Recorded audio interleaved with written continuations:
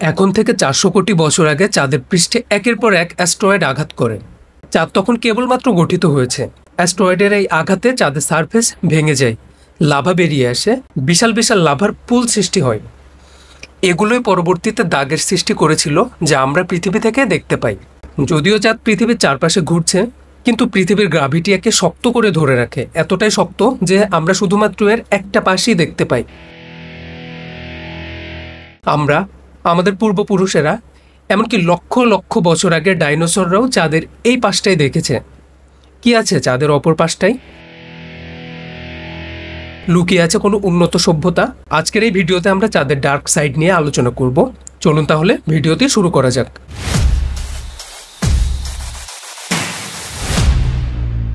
সাল 1959, Soviet space craft Luna 3 চাঁদের dark সাইডের একদম পাশ দিয়ে উড়ে যায় এবং ছবি তোলে।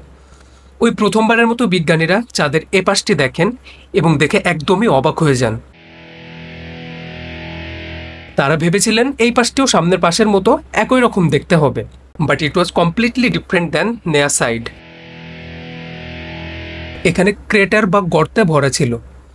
এত বিশাল বিশাল ক্রেটার বা গর্ত চিন্তা করাই অবিশ্বাস্য। কিন্তু এখানকার সারফেসটা দেখতে ইউনিফর্ম ছিল, অর্থাৎ এদিকটাতে সেরকম লাভা নির্গত হয়নি বোঝাই যাচ্ছে। এখানে একটা সলিউশনে আসা যায়, তা হলো চাঁদের দুই সাইডের ক্রাস্ট বা কোর একই রকম নয়। ডার্ক সাইডের কোর অবশ্যই বেশ পুরু, এর জন্যই সারফেসে লাভা বেরিয়ে আসতে পারেনি। যেখানে সামনের দিকের কোর পাতলা হওয়ায় লাভা বেরিয়ে এসেছিল এবং দাগের সৃষ্টি করেছিল। নাসার সাম্প্রতিক মিশনগুলির মাধ্যমেই তথ্য নিশ্চিত করা গেছে। তবে ডার্ক সাইডের কোর কতটুকু পুরু এটি জানলে আপনি চমকে উঠবেন। বলুন তো কত? এটি প্রায় 30 মাইল বেশি পুরু। এখন প্রশ্ন হচ্ছে, এমনটি কেন হবে? দুই দিকের কোরের মধ্যে কেন পার্থক্য হবে? নিশ্চয়ই কোনো কিছু ঘটেছিল।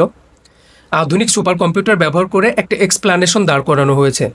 এই থিওরি অনুযায়ী প্রায় 4.5 বিলিয়ন বছর আগে রাতের আকাশে দুইটি চাঁদ ছিল, একটি ছোট এবং একটি বড়। দুটি চাঁদ ক্রমেই কাছাকাছি হচ্ছিল। একটা পর্যায়ে এসে এরা মার্চ করে। ছোট চাঁদটাই বড় চাঁদের ডার্ক সাইডে মার্চ করে।